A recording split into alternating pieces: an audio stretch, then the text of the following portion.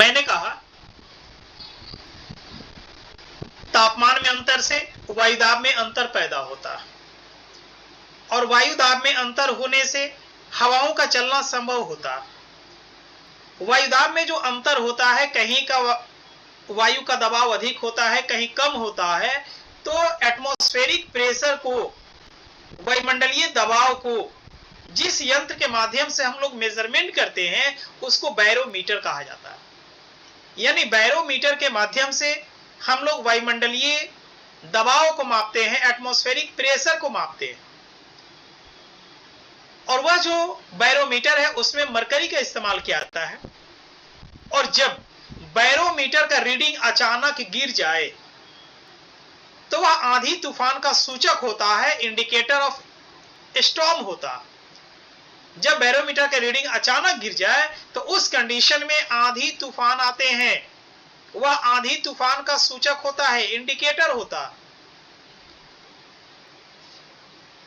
तो कहने का मतलब यहां पर यह है कि बैरोमीटर से हम लोग वायुमंडलीय दबाव को मापते हैं, लेकिन समान वायुदाब वाले क्षेत्रों को जिस रेखा के माध्यम से मिला दी जाए उसको आइसोबार कहा जाता है। समदाब रेखा उसको कही जाती है। लेकिन तापमान को मापने के लिए हम लोग थर्मामीटर का इस्तेमाल करते हैं। थर्मामीटर में भी मरकरी का इस्तेमाल हम लोग करते हैं।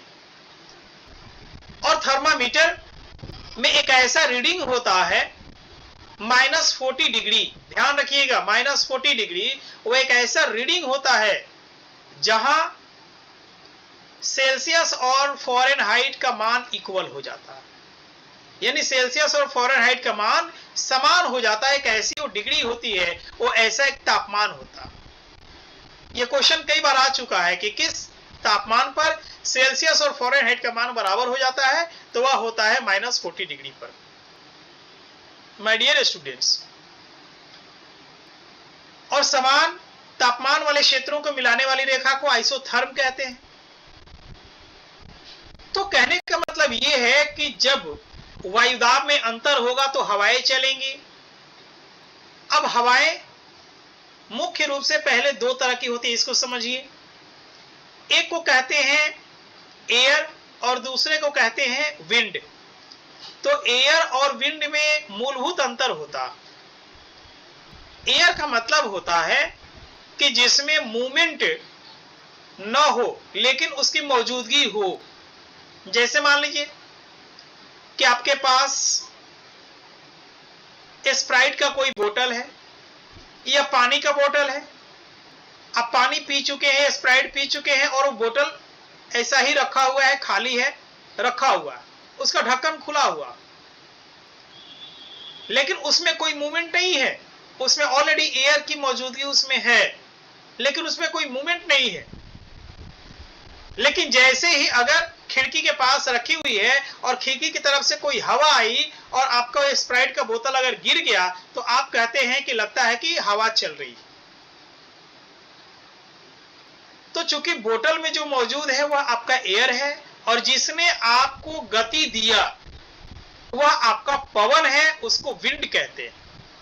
तो विंड में हमेशा गति होती है, वो हमेशा विस्थापित करने का काम करता है। तो इस आधार पर जो पवन होता है जिसको विंड कहते हैं, तो यह विंड कितने प्रकार का होता है? तो पहला जो होता है प्रकार वह होता है अस्थाई पवन, परमानेंट विंड। यानी एक ऐसा पवन जो सालों भर एक निश्चित दिशा में चलती है, उसको हम लोग अस्थाई पवन कहते हैं। जैसे अस्थाई पवनों की संख्या 3 है, पूरी पृथ्वी पर 3 ही परमानेंट विंड चलती है। एक को कहते हैं हम लोग सनमार्गी पवन, उसी को हम लोग कहते हैं व्यापारिक पवन, उसी को कहते हैं हम लोग वाणिज्यिक पवन, उसी को हम लोग कहते हैं ट्रेड विंड। तो एक तो ये हो गया। दूसरे हो गई पछुआ पवन जिसको वेस्टर्ली विंड कहते हैं, और तीसरी हो गई ध्रुवीय पवन, पोलर विंड। तो ये 3 ऐसे पवन हैं जो परमानेंट विंड। दूसरी जो पवन है उसको हम लोग ग्रहीय पवन कहते हैं, प्लैनेटरी विंड कहते हैं, उसको अर्धस्थायी पवन कहते हैं। प्लैनेटरी विंड वैसी पवन होती है जो 6 महीने के बाद अपनी दिशा को बदल लेती है। जैसे मानसूनी पवन, मानसूनी पवन की विशेषता है कि 6 महीने सागर से स्थल की ओर चलेगी और शेष 6 महीने स्थल से सागर की ओर जाएगी। इसी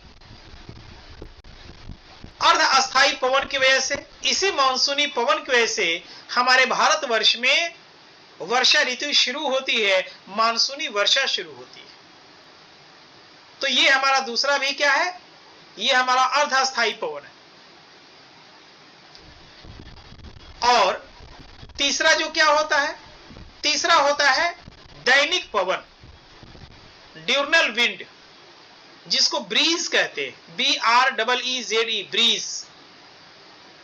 तो चूंकि ब्रीज का मतलब होता है कि वैसी पवन जो अमूमन 12 घंटे के बाद अपनी दिशा को बदल लेती है, यानी वैसी हवाएं जो 12 घंटे जिस दिशा से चलती है, ठीक 12 घंटे के बाद उसकी दिशा उलट जाती है, इसी को समीर कहते हैं। जैसे सागरीय समीर, स्थलीय समीर, पर्वतीय समीर, घाटी समीर, झीलीय समीर, नदी समीर, तो ये सब जो है कि ब्रीज है, इसी को समीर कहते हैं।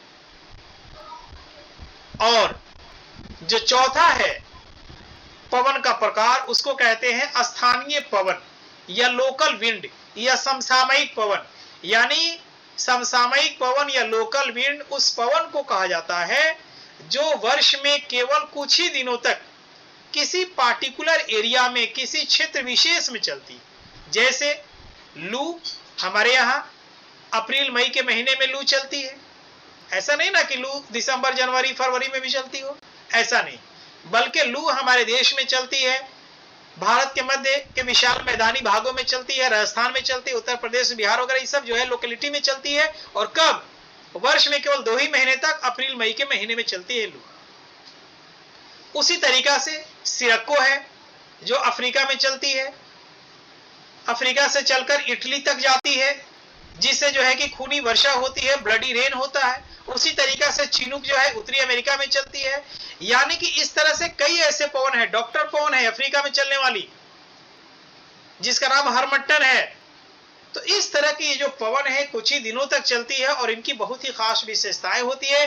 मैंने कहा कि कुछ ऐसी हवाएं हैं जिससे खून की वर्षा होती है, कुछ ऐसी हवाएं हैं जो डॉक्टर का काम करती है, कुछ ऐसी हवाएं हैं जो हिमभक्षी होती हैं, यानी बर्फ को खाने वाली होती हैं। तो इस तरह से इनका अलग अलग इनका नाम है, इनकी विशेषताएं हैं, जिसकी वजह से इनका नामकरण किया गया है। तो नेक्स्ट क्लास में हम लोग इन्हीं बातों पर जोर देंगे कि ये जो पवन है, आखिर ये पवन की क्या विशेषताएं हैं, कहां कहां चलती है, और समसामयिक पवन में खूनी वर्षा क्यों कहते हैं, डॉक्टर पवन क्यों कहते हैं, कौन सी पवन है जो आइस ईटर है, हिमभक्षी है। इस तरह की चीजों की हम लोग नेक्स्ट क्लास में हम लोग चर्चा करेंगे।